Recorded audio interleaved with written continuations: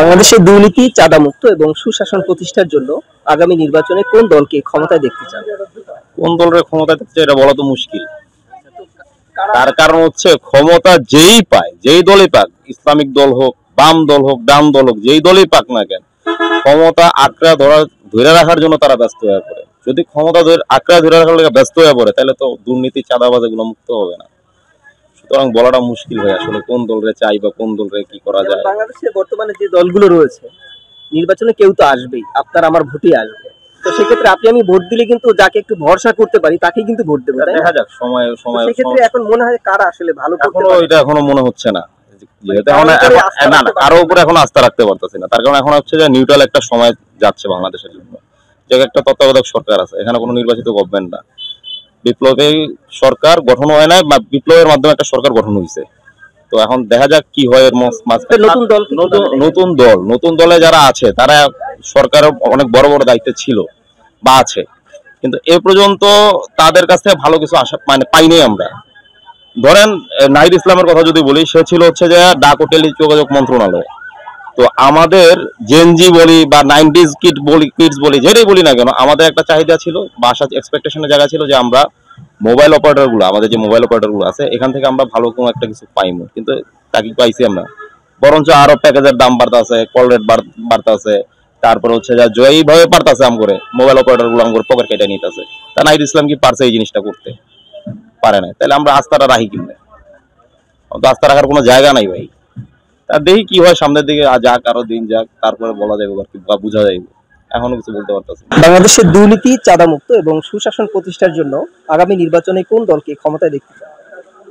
ভাই আমরা তো সাধারণ জনগণ, আমরা চাই যারা দেশ ভালো সুন্দর চালাবে তারাই আসুক। বিগত আওয়ামী লীগকে দেখছি কিভাবে দেশ চালাইছে, বর্তমান কারা আসবে তাও জানি না।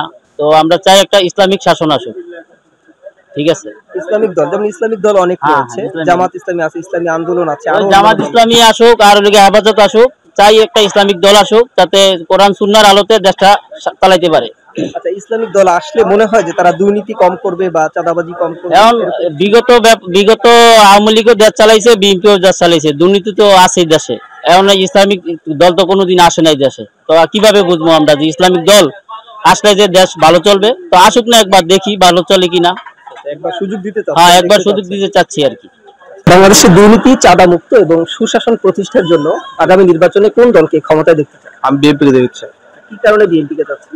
কারণ তারা কোনো সময় দুর্নীতিতে ছিল না, যেটা আওয়ামী লীগের প্রচারণা ছিল, দুর্নীতি যারা ছিল তারা হলো বেগা দুর্নীতি করেছে। কিন্তু আমরা বিগত 15 বছর তাদের স্বৈরশাসন দেখলাম, সবকিছু দেখলাম, তারা কিভাবে রাজনীতি প্রতিহত করে, করে। তো এই কারণে আমি চাই বিএনপি আবার রাজনীতি আসুক, তারেক রহমান দেশে আসুক, তখন একটা হলো দেশের একটা ভালো পরিস্থিতি হোক, সেটা আমি চাই।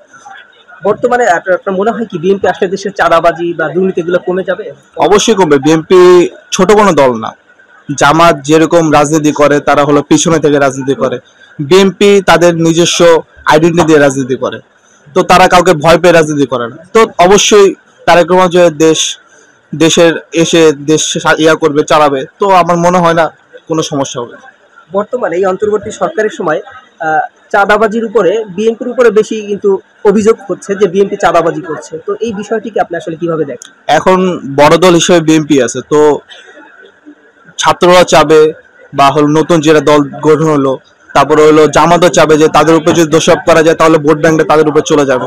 তো এটা হলো একটা মেইন ফ্যাক্টর। আসলে করে কি চাঁদাবাজি করে বিএনপি না করে? সেটা টুকটাক থাকতে পারে, প্রভাবের জন্য টুকটাক থাকতে পারে, কিন্তু আমার মনে হয় না অতি বড় পর্যায়ে কেউ করে। যেমন কিছুদিন আগে গাজীপুরে যুবদল নেতা তিনি কিন্তু একবার প্রকাশ্যে মাইকে ঘোষণা দিয়েছে যে তাকে বাজারের চাঁদা দিতে হবে। তারপরে হচ্ছে কুয়েটের যে ঘটনা সেটাও দেখেছেন যে যুবদল নেতা সরাসরি আপনার রামদা নিয়ে কিন্তু মাঠে গিয়েছে। তো এই বিষয়গুলো দেখে আসলে কি আমরা এটার সাথে সাথে আমরা এটাও দেখি বহিষ্কারও হয় তারা। তো দলে ভালো লোকও থাকে, খারাপ লোকও থাকে। এখন হলো দল তো খারাপ লোককে কেউ আশ্রয় দিবে না, তো ভালো লোক নিয়ে আমরা আগাইতে হবে। তো ওই সব করে তাদেরও বহিষ্কার করা হবে, আর যারা ভালো লোক তারাও দলে অংশগ্রহণ করবে। এভাবেই রাজনীতি চলবে, এভাবেই দেশ চলবে। সব মিলিয়ে মনে হচ্ছে বিএনপি আসলে দেশ ভালো চলবে ইনশাল্লাহ। ইনশাল্লাহ, হ্যাঁ, ধন্যবাদ।